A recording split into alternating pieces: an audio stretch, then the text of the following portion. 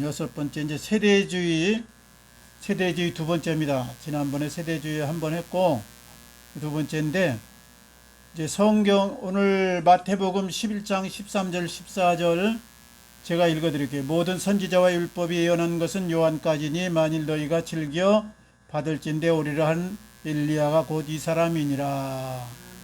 그러니까 이제 이것은 신약이 시작되고 구약 시대가 끝나고 신약이 이제 되는 것이 바로 엘리야가 이제 마지막 선지자로 구약의 선지자로 왔고, 엘리야가 아니라 이제 요한이 세례 요한이 왔고 그것이 구약에서 예언한 엘리야다 그렇게 이제 말씀합니다. 주의 길을 예비하러 이제 엘리야가 온다고 그렇게 돼 있기 때문에 그래서 구약의 율법 시대가 끝나고 이제 신약의 이 복음 시대가 은혜 시대가 열렸다. 이걸 이제 기점으로 말씀한 건데요.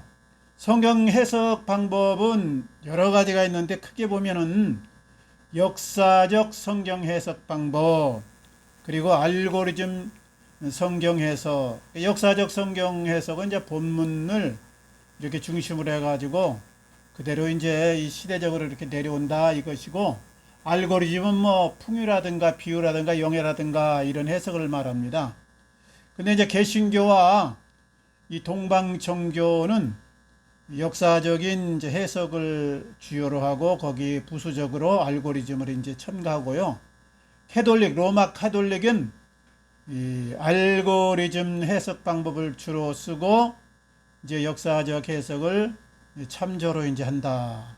그러니까 이 영의 알고리즘 이런 거는 카톨릭의 이제 로마 교황청, 교황권을 강화하기 위해서 교황이 임의대로 해석하기 위한 그런 방편으로 이렇게 해놓은 겁니다. 그래야 이제 교황이 이것은 영적인 해석이다 이렇게 하면 할 말이 없는 거죠. 이건 또 뭐 비유다, 뭐 이건 뭐다, 알고리즘이다. 그래가지고 그렇게 하기 위해서 이제 이런 알고리즘 해석 방법을 카톨릭은 취하고 동방정교하고 우리 개신교 측은 역사적 해석 방법으로 이제 본문 중심 해석을 이제 취한다 이 말이죠. 세대주의는 뭔가 우리가 시대주의 했듯이 세대주의는 여기 세대라는 말은 인간이 신에 의해 순종을 시험받는 일정한 시기이다. 하나님과 우리 사이에 그 시간이 여러 세대로 나눈다. 이 시대는 이렇게 하나님이 하시고 조금 뭐 업그레이드 되면 또 이렇게 하시고 또 한 단계 더 나가면 이렇게 하셨다. 그래서 그 하나님의 계시 방법이라든가 구원 방법이라든가 인간이 해야 될 그 역할이 조금씩 세대마다 틀리다. 그래서 전체 창세 때부터 해가지고 7시대로 나누는 겁니다. 첫 번째 이제 창조 시대는 아담이 에덴 동산에 있었을 때 하나님과 직접 대면했을 때 죄 없는 시대, 무죄 시대, 그리고 마지막은 이제 7년 대환란이 끝나고 나서 천년왕국이 이제 열린다. 그리고 영원 세계로 들어간다 이렇게 되어 있기 때문에 천년왕국을 이제 7번째 시대로 봅니다. 여기 나온 대로 여기 무죄 시대, 양심 시대, 인간 통치 시대, 약속 시대, 율법 시대, 은혜 시대, 천년왕국 시대. 그러면 이제 지금은 무슨 시대냐? 율법 시대는 구약 시대라고 그랬죠. 1450년경에 모세가 시내산에서 율법을 받은 때로부터 예수님이 이제 십자가에서 달리기까지, 십자가 달림으로 성소와 지성소의 휘장이 이렇게 나눠지면서 하나님과 직접 소통하는 이제 은혜 시대가 된 것 아니에요? 그래서 지금은 은혜 시대다. 율법 시대를 지나서 은혜 시대다. 그래서 우리가 다시 율법 시대로 회귀하면 안 된다. 그러니까 지금은 구원받는 방법이 길이 예수 그리스도를 믿음으로 구원받는 겁니다. 예수 그리스도를 믿음으로 구원받는다. 이제 이스라엘과 이 교회의 관계가 있는데, 이스라엘은 우리가 아는 대로 구약의 약속을 붙잡은 이스라엘 백성들을 말하는 거고, 이스라엘 그러면 이제 그 아브라함으로부터 부름을 받아가지고 야곱 때 와서 12지파가 이제 형성이 되는 거잖아요. 그래서 야곱의 이제 다른 이름이 바로 이스라엘인데, 바로 이스라엘 백성과 하나님과의 관계, 그리고 이제 신약으로 오면은 교회 시대가 열립니다. 교회라는 건 부름받은 자, 예수 그리스도를 믿음으로 말미암아서 하나님의 자녀된 사람들이 교회인 것이죠.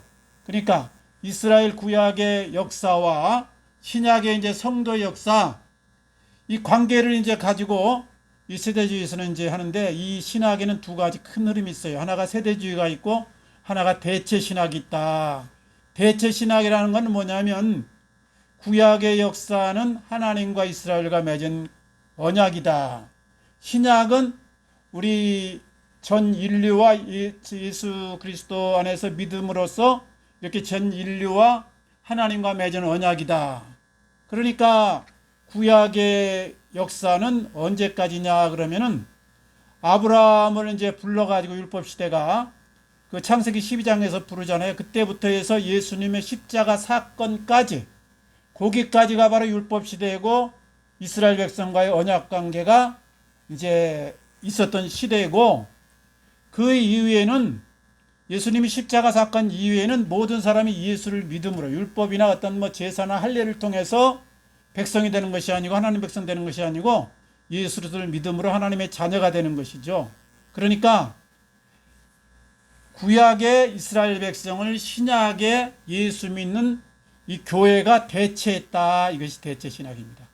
그래서 지금 이스라엘의 역사는 끝났고 하나님과 언약은 시대는 끝났고 구약으로 그러니까 십자가에서 예수님 돌아가기까지 끝났고 그 이후에는 영적인 아브라함의 후손인 예수 믿는 사람이 바로 그 하나님의 자녀된 특권 그리고 하나님의 축복의 백성이 되었다. 이것이 대체 신학입니다. 세대주의는 이제 그것이 아니고 각 시대마다 틀리다.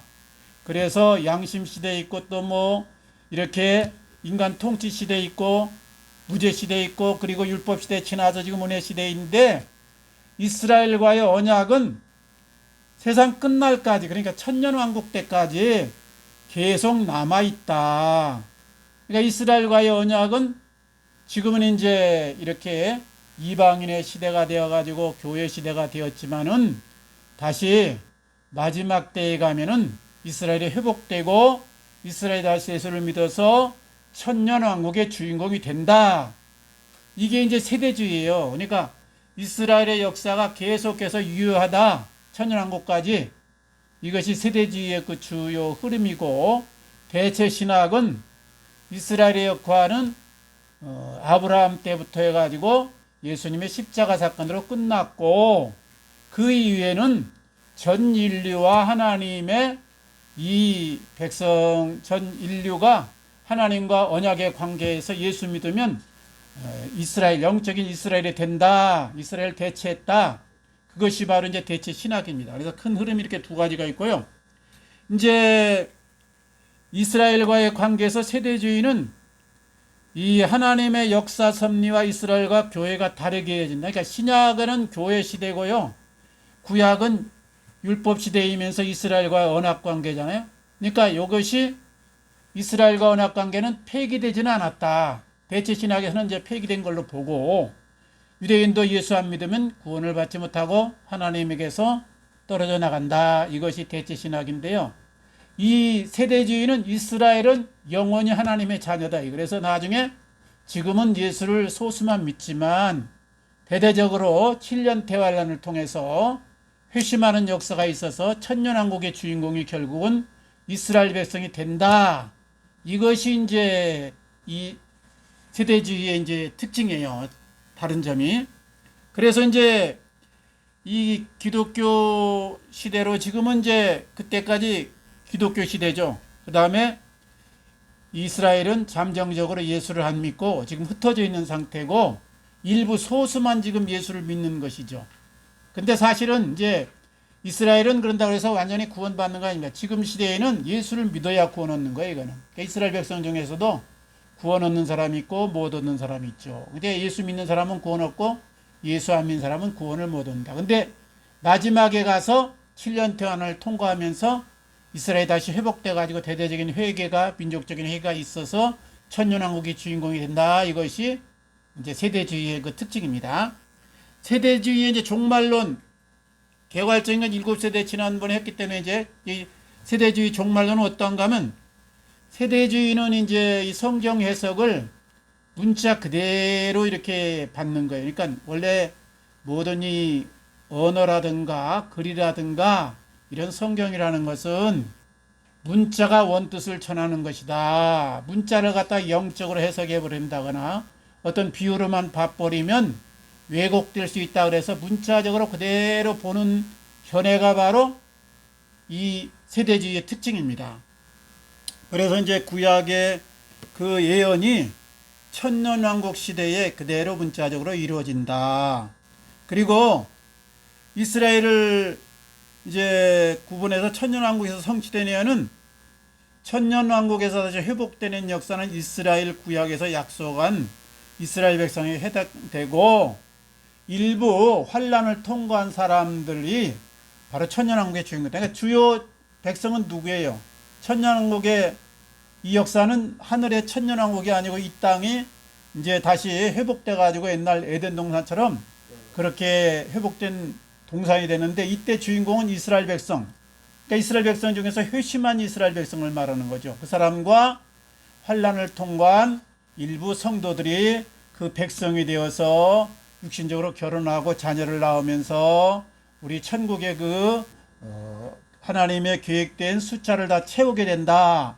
이것이 이제 이 세대주의의 특징입니다.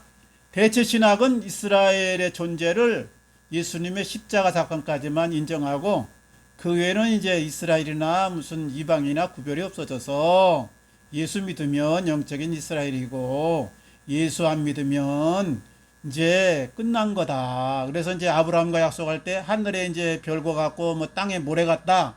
그것을 이제 육적인 이스라엘 백성, 땅의 모래, 그 다음에 하늘의 별은 이제 앞으로 나중에 영적인 하나님의 백성이 되는 이 교회, 이렇게 구별하는데, 이게 세대주의하고 이제 이 대체주의 신학이 좀 틀린 것이죠.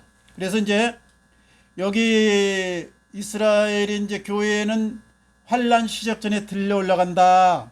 그러니까 저기 다니엘서에 보면은, 다니엘서에 이제 우리 9장에 보면 이랬어요. 내 백성과 거룩한 성을 위하여 저 70일에로 기한을 정하였나니, 다니엘이 그때 본 것이거든, 환상이거든요.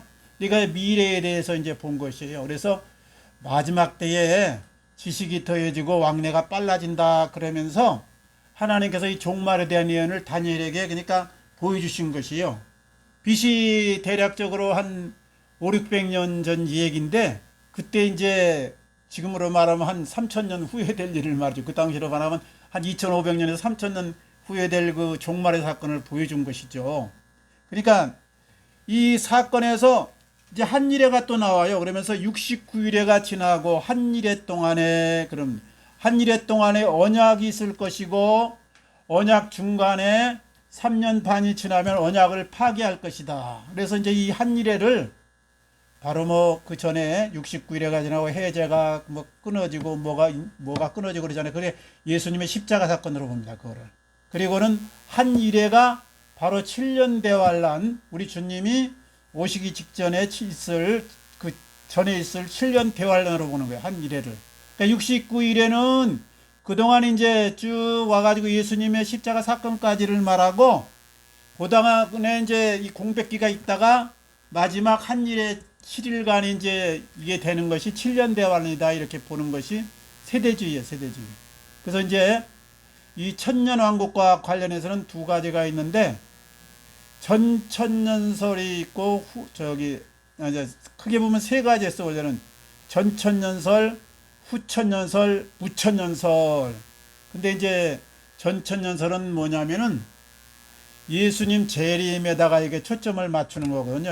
모든 성경은 예수님과 맞춰서. 그래서 예수님 전에, 천년왕국 전에 환란이 있다. 예수님이 천년왕국 이제 전에 오시냐 후에 오냐 이런 그 신학적인 이 갈림이 있어요. 그래서 전천년선, 무천년선, 후천년, 무천년설이라는 거는 천년왕국이 따로 있는 것이 아니다.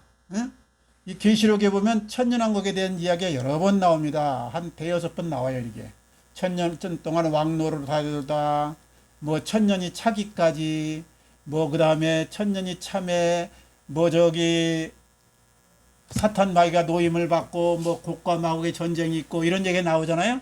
그러니까 천년 왕국과 관련해서 따로 천년왕국이 있는 것이 아니고, 예수님의 이 부활하신 이후에 점차 복음이 이렇게 확장돼 가면서 이것이 바로 영적으로나 육적으로나 아주 좋은 시대가 도래한다.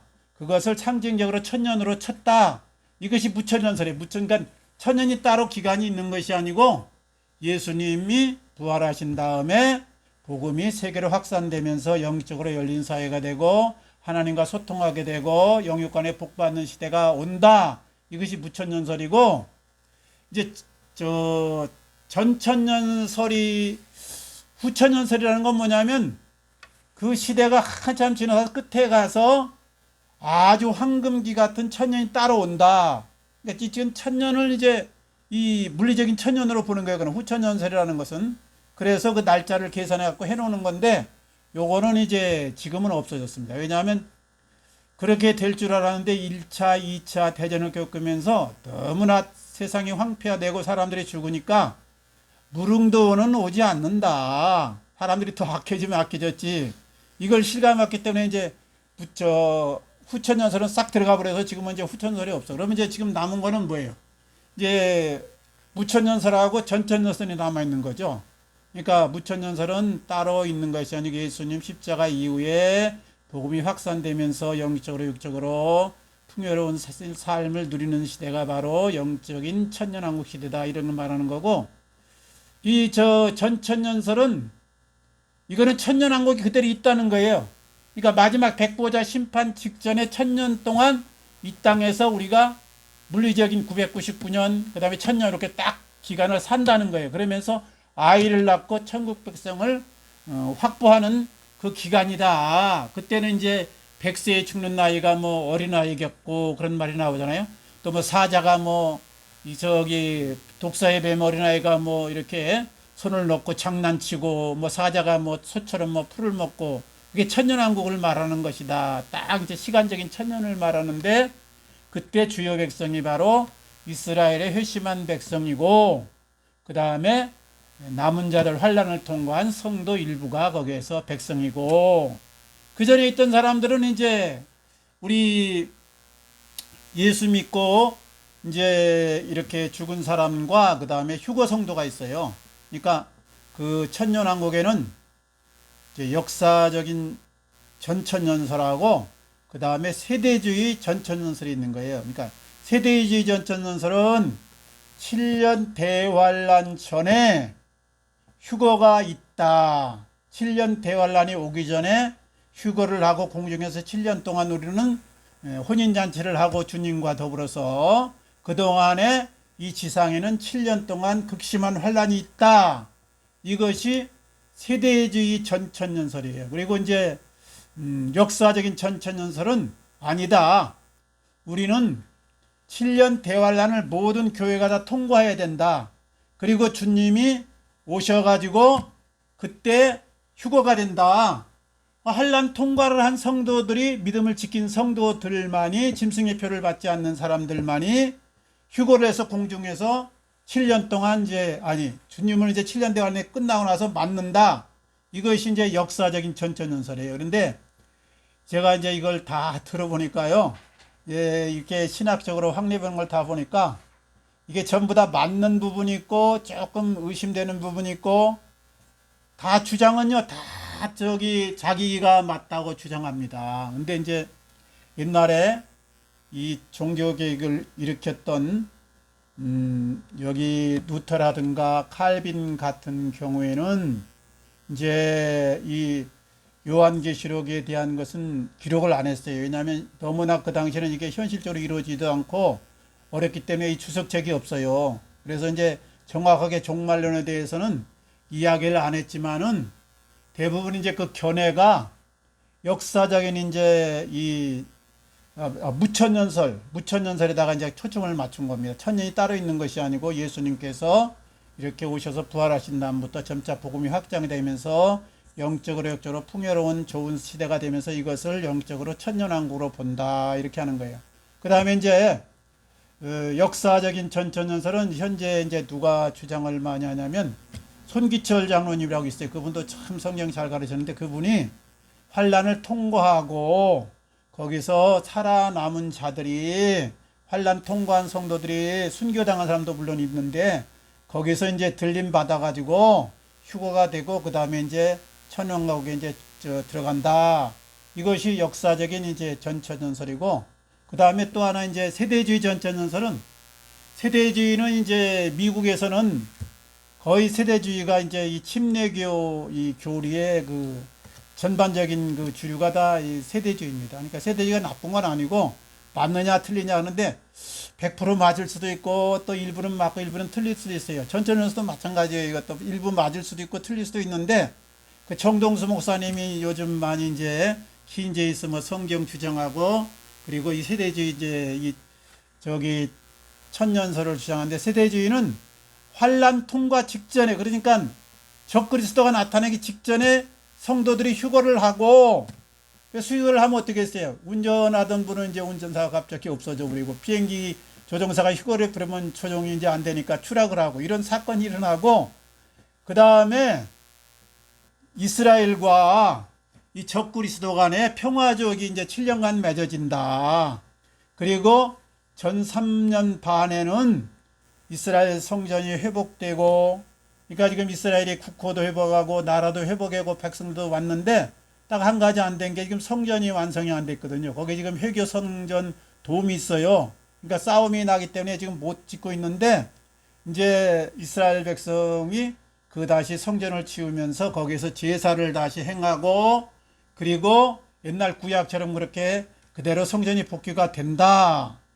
그런데 이제 3년 반 후에 이 적그리스도 중심으로 해서 세력을 잡은 자들이 이스라엘과 이제 계약을 파기한다 이거죠. 그러면서 그때부터는 이제 제사를 못 드리게 하고, 이제 성전에서 엉뚱한 일을 행하면서 이스라엘 백성과 계약을 파기하면은 그때서 이스라엘 백성들이 회개를 한다. 그러면서 거기서 3분의 2는 이스라엘 백성의 3분의 2는 죽고 3분의 1이 살아남아서 회심을 해가지고 예수를 믿고, 그 백성들이 3년여 동안 이제 반년 동안 기다리다가 예수님이 이제 지상 재림하는 게, 그러니까 거기서 세대주의자는 예수님의 재림을 두 번으로 보는데, 공중재림 7년 대환란절에 공중재림이 있고, 이건 보이지 않게 임한다 이거예요. 근데 이스라엘 백성이 아닌 이 성도들이 그때 끌려 올라가는 것이고, 거기 보면 데살로니가 우리 후서 보면 뭐 죽은 자들이 먼저 살아나고 후에 살아있는 너희도 끌려 올라가리라, 그 말씀이 이제 휴거를 말하는 거거든요.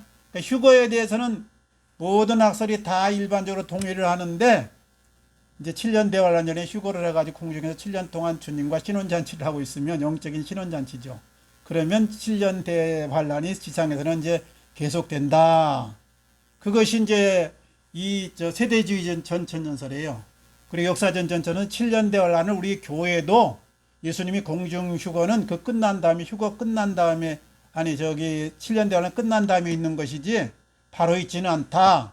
그것이 이제 이 역사적 전천전설일 것입니다. 그러니까 현재는 이제 전천전설하고 그 다음에 부천전설 두 가지인데, 전천전설은 역사적 전천전설하고 이제 세대주의적 전천전설이 있다 이거죠. 어느 것이 맞는가는요, 이게 대표적인 이제 무천년설 자는 우리 칼빈이라든가 그 다음에 루터, 그리고 이제 요즘에 뜨는 신학자는 정희철 목사님 있어요. 그분이 저렇게 주장합니다.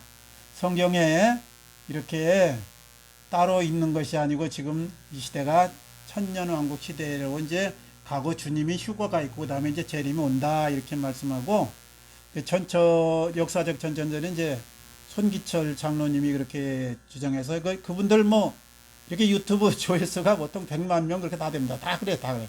또 저기 정동수 목사님은 이제 세대주의적 저기 전천전설을 하는데 그분도 이제 한 100만 명 돼요. 그러니까 뭐 어느 쪽이 맞는지를 잘 모르겠고, 제가 다 비교해 봐도 이쪽 듣고 있으면 그게 맞아. 좀 이따 이쪽 들으면 또 그게 맞아. 또 이쪽 들으면 또 그게 맞아. 다 성경적인 근거를 가지고 있어요. 그래서 어느 것이 확실인지는 모르지만은 이런 세 가지 학설이 지금 있다. 그러니까 이제 천년왕국의 주인공은 이방인들의 살아남은 자와 7년 대환을 통과한 자와 그리고 유대인들의 회심한 3분의 1 정도 되겠다고 이제 그래 추측을 하는데, 3분의 1이 이제 이스라엘 백성 회심해서 예수 믿고 천년왕국의 주인공이 된다. 보편적으로 이렇게 보는 것이죠.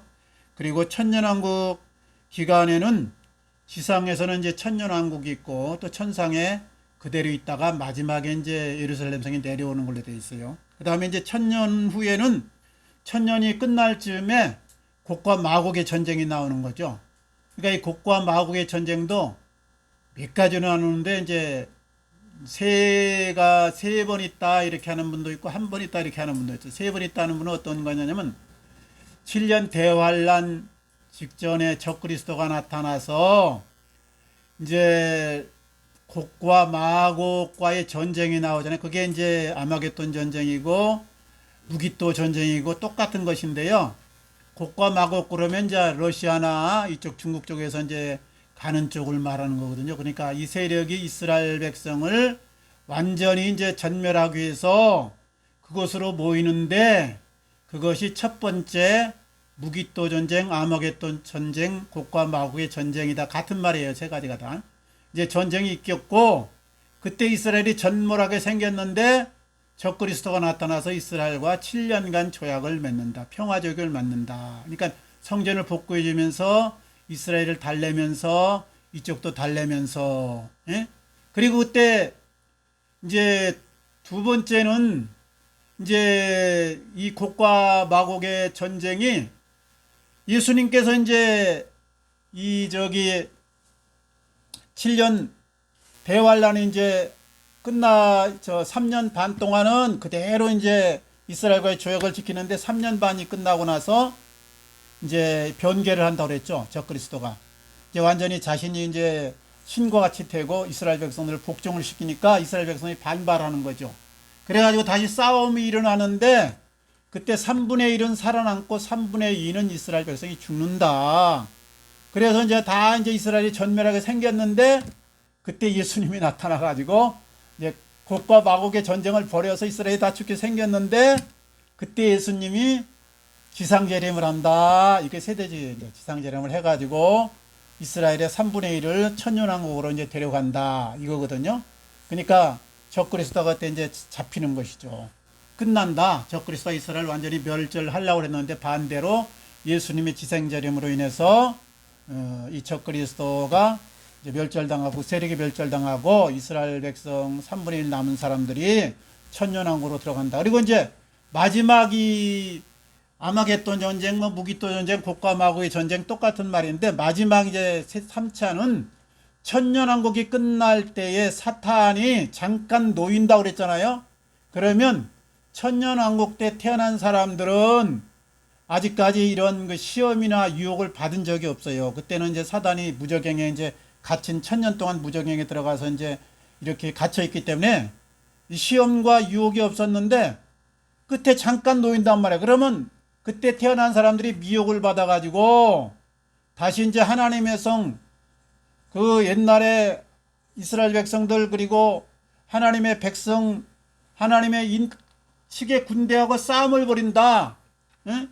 그래서 이제 그때 곡과 마곡의 전쟁의 마지막이 있다. 그런데 이제 이것도 역시 주님이 개입하셔가지고 이제 마지막 그리스도의 왕국이 이제 돼서 그 다음에 사망 권세하고 이 사탄 마귀는 완전히 이제 결박당해서 영원한 이제 불못으로 들어간다. 그리고 그 끝나면서 뭐가 있냐면 백보자 심판이 있네요. 백보자 심판. 백보자라는 건 흰보자, 하나님의 보자를 말하는데 그때 이제 첫째 부활에 참여자는 복이 있다. 그리고 둘째 사망이 이제 다스림을 따는데 이제 요거는 이제 그 다음에는 둘째 사망이 나오는 거예요. 그건 이제 영적으로 하나님의 이제 자녀가 되어서 첫째 부활은 예수님이 이렇게 처음에 환란 전에 올 때 휴거한 성도들은 이제 우리 신약 성도들하고 그리고 살아서 예수를 믿는 교회가 휴거하는 것이고 그래서 7년 대환란에 들어간 7년 대환란이 지상에는 있고 천상에서는 하는 주님과 더불어서 신혼잔치 7년이 있는 것이고 그 다음에 이제 7년 대환란이 끝나서는 구약 성도가 이제 부활을 한다. 그때 그것이 세대주의 신학이에요. 세대주의 신학. 그런지 안 그런지 잘 모르죠. 그래가지고 이제 이스라엘의 남은 자들 그리고 구약 성도 그리고 이제 저기 우리 또 환난 통과 성도들 이렇게 해가지고 이제 그때 이 휴거 성도들은 천년왕국에 들어서 뭐하냐? 이제 휴거가 됐으니까 몸이 변화처럼 바뀌었으니까 아기를 낳고 이제 일상적인 이런 똑같은 생활은 아니고 죽지 않는 몸이기 때문에 거기서 왕노릇한다. 왕노릇하고 이제 이스라엘의 그 살아남은 육신적으로 살아남아서 환란 저기 통과할 때 회심한 3분의 1하고 환란 통과한 성도들이 가서 저기 천년왕국에 이제 주인공이 된다. 그리고 이제 마지막에 이 천년왕국이 끝날 때 부활하는 건 뭐냐? 불신자들. 불신자들은 이제 그때 부활하는 거예요. 이제 그때 부활. 그러니까 부활이 첫 번째 예수님 7년 대환란 전에 휴거할 때 신약 성도하고 이 살아서 예수 믿는 사람들이 휴거에서 변화체가 되고 그 다음에 7년 대환란이 끝나서 예수님이 지생자림할 때 저기 그 구약 성도들이 부활하는 것이고 불신자들은 마지막 천년왕국이 끝나고 나서 그때 부활해서 그때는 이제 행위 심판이 있는 거죠. 행위 심판. 그럼 행위에서 이제 이 거룩한 사람은 없는 것이죠. 그때는 이제 불과 유용으로 타는 곳에 이제 거의 이제 다 대다수 들어간다. 일부 뭐 이제 학자들 측에서 뭐 양심적으로 지킨 사람이라거나 복음을 못 들은 사람들, 뭐 어린아이들은 구제되지 않을까 하는데 그건 확실히는 모르겠어요. 어떻든 그 마지막 백보자 심판은 이제 생명록에 기록되지 못한 사람들, 그러니까 행위의 그 심판을 받는 거예요. 행위로서 온전한 사람이 없잖아요. 이게 됩니다. 그러니까 그때는 전부 이제 불못에 들어가기 위한 심판이다. 이렇게 이제 봅니다. 근데 그리고 나서 백보자 심판이 끝나면 영원세계로 들어가는 거예요. 영원세계로. 영원세계가 지상인지 아니면 저 뭐 금성인지 아니면 저 우주 어디가 있는 거는 확실히 몰라요. 자, 어지간 그 예루살렘 성이 내려오는 장면이 있고 영원세계로 마지막엔 들어간다 그러면서 슬픔도 없고 이제 눈물도 없고 뭐 없고 계시록에 이제 마지막에 20장부터 쭉 나오잖아요. 그 시에 영원세계로 들어간다. 에?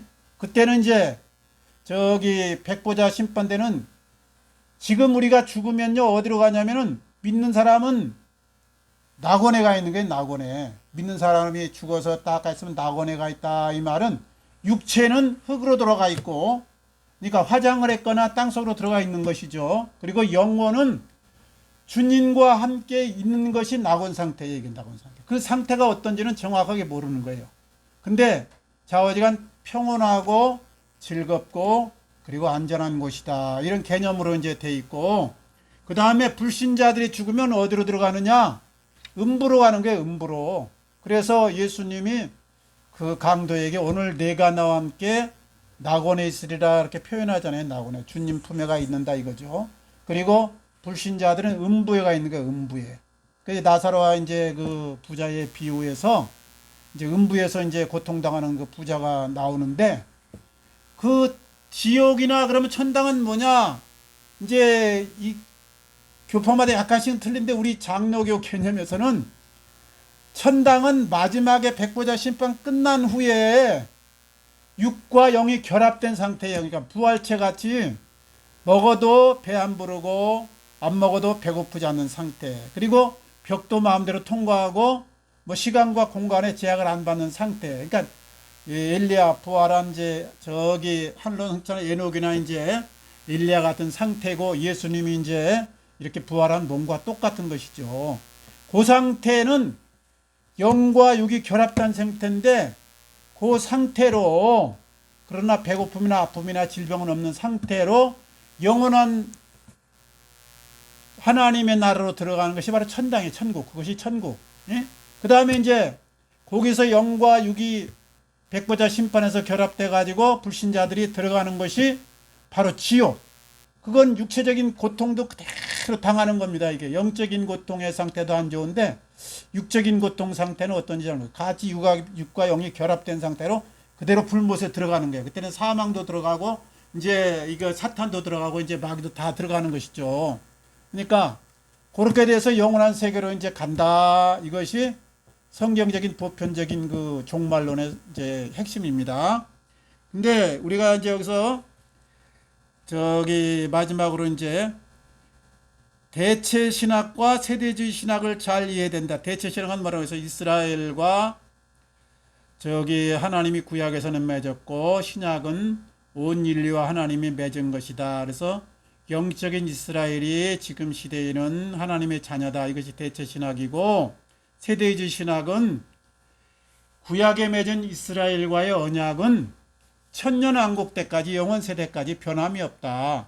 그래서 마지막에 천년왕국의 주인공이 주 백성이 이스라엘 백성이 되고, 이스라엘 백성이 완전히 3분의 1은 회심을 안 해서 멸절되지만 지옥으로 가지만 이 3분의 1은 천년왕국의 주인공이 된다. 이것이 대체 세대주의 신학이에요. 그러니까 우리 대체 신학은 예수님의 십자가로 다 끝났고 이스라엘과의 관계가 끝났어요.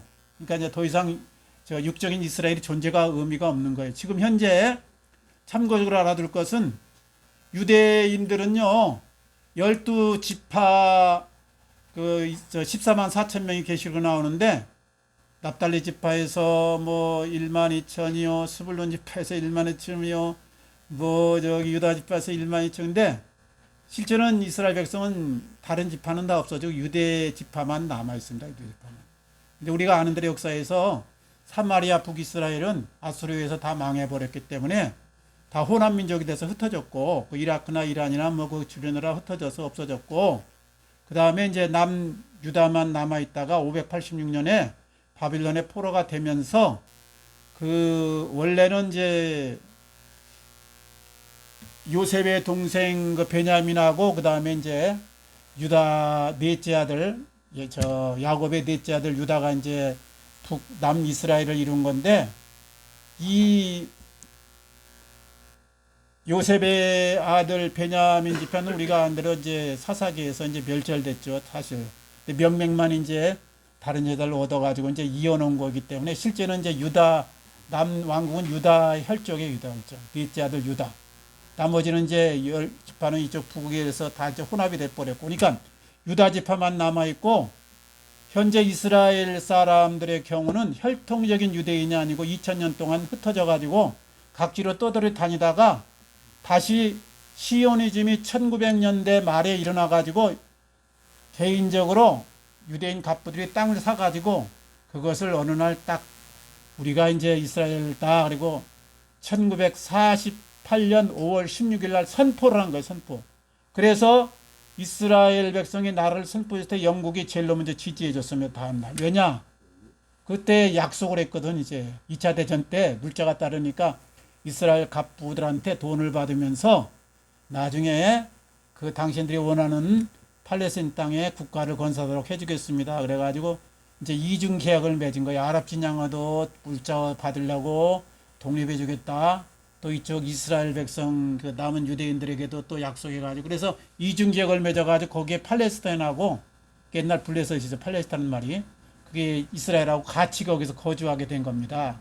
근데 실제로 이제 순수한 이스라엘 혈통은 없어져 버려서 없어져. 법적인 이스라엘이에요, 지금은.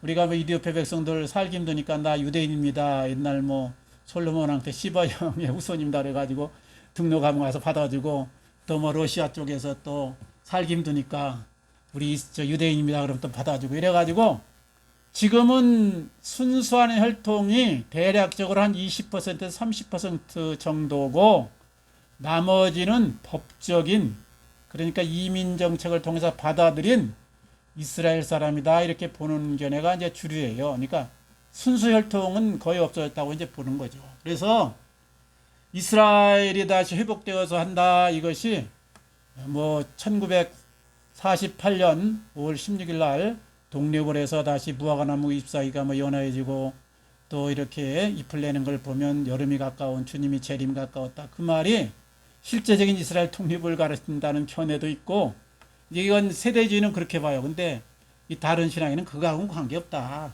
그거는 그냥 주님이 무화과 나무가 잎을 내면 여름이 가까운 것처럼 시대가 이렇게 불법이 성하고 사랑이 식어지고 여러 가지 재난이 나고 지진이 나면 주님 재림 때가 가까웠다는 것을 너희가 알라는 그런 신호다. 이 정도로 이제 이해하는 그 신학이 있고 그래요. 그러니까 정확히는 모르는데 여기서 우리가 이 대체 신학하고 세대주의 신학을 잘 이해하고 그 다음에 신학적으로 무천전설, 역사적 뭐 천천전설, 뭐 세대주의 천천전설이 있는데 무천전설은 정희철 목사님 지금 그래서 강의 여러 번 들었고 여기 또 천천전설은 손기철 목사님인데 그것도 일리가 있어요. 또 정동수 목사님이나 뭐 이렇게 또 고조님이라고 그런 분 하는데 거긴 세대주의 천천전설을 보는데 그것도 일리가 있고 어느 건지 정확히는 모르겠어요 저는. 그 다음에 중요한 거는 학설이나 성경 이런 어떤 신학보다는 말씀 중심의 이 신앙을 늘 가져야 된다. 말씀 중심. 그래서 들림받고 안 들림받고는 어느 피난처나 아니면 어떤 나를 정해서 거기에 뭐 있어야 된다. 그게 아니고 우리가 주님 뜻대로 살고 깨어있으면 들림받는 것이고 안 그러면 우리가 버려둠을 당한다. 마태복음 24장에서 그러잖아요. 뭐 배를 돌리고 있다가 한 사람은 들림받고 한 사람은 버림받고 뭐 밭을 베다가 또 한 사람은 들림받고 한 사람은 버림당하고 다 그게 관계가 있거든요. 그 다음에 종말이 가까울수록 시요동하지 말고 그 이단들 전부 다 문선명 뭐 신천지 성길자 뭐 다 마찬가지인데 이 종말론에서 나온 건데 종말론에서 그래서 이제 피난처는 우리뿐이다. 남은 자는 우리다. 뭐 14만 4천 명은 뭐 여기 신천지에서는 13만 4천 저 지파별로 다 나눠놨잖아요. 근데 지금 14만 4천이 넘었거든요. 거의 20만 되는데 이제 해석이 없으니까 또 뭐 그 중에서 경쟁이 있어가지고 뽑히고 뭐 탈락된다 이렇게 또 말하는데 전부 다 이제 그런데 너무 하지 말고 우리가 성령의 인도를 따라서 말씀 가운데서 승리하시기 바랍니다. 같이 기도하겠습니다.